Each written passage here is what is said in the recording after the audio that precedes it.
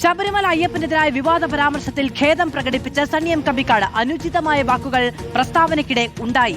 സംഘപരിവാർ ശക്തികളുടെ ക്ഷേത്ര കൊള്ളയടിക്കലിനെ കുറിച്ചാണ് താൻ ഉദ്ദേശിച്ചത് എന്നും സണ്ണി എം കബിക്കാട് റിപ്പോർട്ടറിനോട് പറഞ്ഞു. അമ്പലങ്ങളെ കേന്ദ്രീകരിച്ച്, വിശ്വാസത്തെ കേന്ദ്രീകരിച്ച് വലിയ നുണപ്രചാരണങ്ങൾ നടത്തുന്ന സംഘപരിവാർ ശക്തികൾ അവരൊരു പുതിയ രാഷ്ട്രീയം, ഹിന്ദുത്വ രാഷ്ട്രീയം, ഹിന്ദു രാഷ്ട്രത്തെ നിർമ്മിക്കാനുള്ള രാഷ്ട്രീയം സ്ഥാപിക്കുന്നു എന്നതായിരുന്നു എൻ്റെ ഒരു വിമർശനം. ഈ സ്ത്രീകളെ കണ്ടാൽ തകർന്നു പോകുന്നതാണോ അയ്യപ്പൻ്റെ ബ്രഹ്മചര്യമെന്ന് തോന്നും ഇവർ പറയുന്നത് കേട്ടാൽ. ഇതാണ് ഞാൻ പറഞ്ഞ പരാമർശം.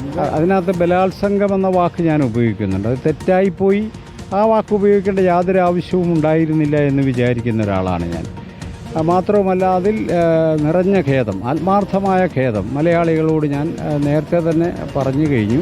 അത്തരം കാര്യത്തിൽ ഇനി ജാഗ്രത പുലർത്താനേ പറ്റുള്ളൂ. ബാക്കിയുള്ള എൻ്റെ വിമർശനങ്ങൾ അത് സത്യമായി തന്നെ തുടരുന്നു.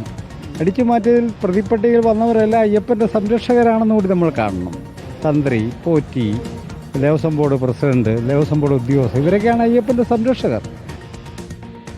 അശ്വിൻ ഡിയാഗോ വിവരങ്ങളുമായി ചേരുകയാണ്. അശ്വിൻ, പറഞ്ഞു പോയതിലെ തെറ്റ് സണ്ണി എം കബിക്കാട് വളരെ കൃത്യമായി തിരിച്ചറിയുന്നു, അത് തിരുത്തുകയും ചെയ്യുന്നു. അതിനപ്പുറത്തേക്ക് ഈ പറയുന്ന നിലപാടുകൾ പറഞ്ഞപ്പോൾ തെറ്റിയതാണ്, നിലപാടുകൾ തെറ്റിയതല്ല എന്നൊരു വിശദീകരണമാണ് അദ്ദേഹം നൽകുന്നത്.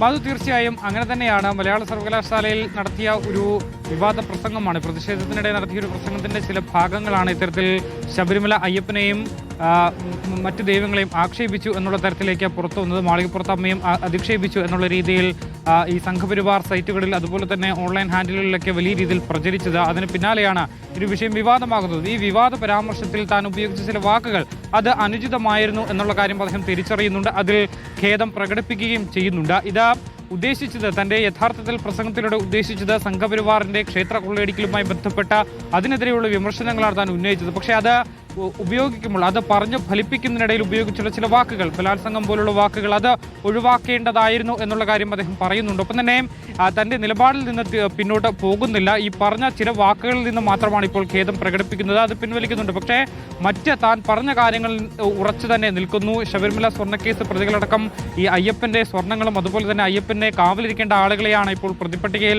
ഉൾപ്പെടുത്തിയിട്ടുള്ളത്. അയോധ്യയിലും കണ്ടത് സമാന രീതിയിലുള്ള ശ്രമമാണ്. ഒപ്പം തന്നെ മറ്റ് യൂണിവേഴ്സിറ്റികളിലടക്കം ഈ ക്ഷേത്രങ്ങൾ പണിയാൻ ഈ സംഘപരിവാർ ശ്രമിക്കുന്നതും അത് വലിയൊരു അജണ്ടയുടെ ഭാഗമാണ് എന്നടക്കമുള്ള ആരോപണങ്ങൾ താൻ പറയാൻ ഉദ്ദേശിച്ചിരുന്നത്. അത് തന്നെയാണ് തന്റെ ഇപ്പോഴത്തെയും രാഷ്ട്രീയ നിലപാട്. ആ നിലപാടിൽ നിന്ന് പിന്നോട്ടില്ല. പക്ഷെ പറഞ്ഞ വാക്കുകളിൽ ചിലത് പിൻവലിക്കുന്നു എന്നുള്ളതാണ് അദ്ദേഹം പറയുന്നത്. ഒപ്പം തന്നെ ഈ പരാമർശം വിവാദമായതോടുകൂടി പന്തൽ കൊട്ടാരമടക്കമുള്ളവർ രംഗത്ത് എത്തുകയും ചെയ്തിരുന്നു. നിലവിലിപ്പോൾ എന്തായാലും അദ്ദേഹത്തിനെതിരെ കേസെടുത്തിട്ടുണ്ട്. കേസുമായി മുന്നോട്ട് പോകും, അത് നിയമപരമായി തന്നെ നേരിടും എന്നുള്ള കാര്യമാണ് അദ്ദേഹം പറയുന്നത്. ഒപ്പം താൻ പറഞ്ഞ കാര്യങ്ങൾ, ഈ ചില വാക്കുകൾ അത് പിൻവലിക്കുന്നു, അനുചിതമാണ് എന്നുള്ള കാര്യം തനിക്കറിയാം, അത് ഭാവിയിൽ ശ്രദ്ധിക്കും എന്നുകൂടി അദ്ദേഹം പറഞ്ഞു വെക്കുകയാണ്. മാധു, ശരി, അശ്വിൻ ഡിയാഗോ ആണ് വിവരങ്ങൾ നൽകിയത്. തിരുത്തുമായി സണ്ണി എം കബിക്കാട്.